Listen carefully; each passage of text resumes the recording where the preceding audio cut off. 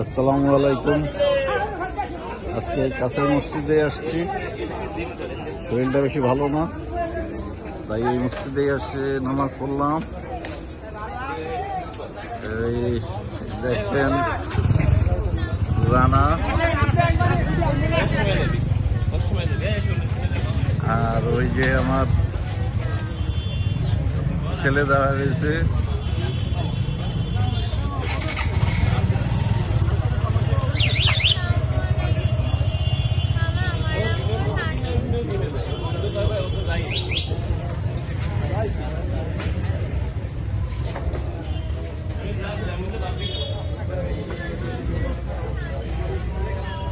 সবাই বেরোচ্ছে আস্তে আস্তে।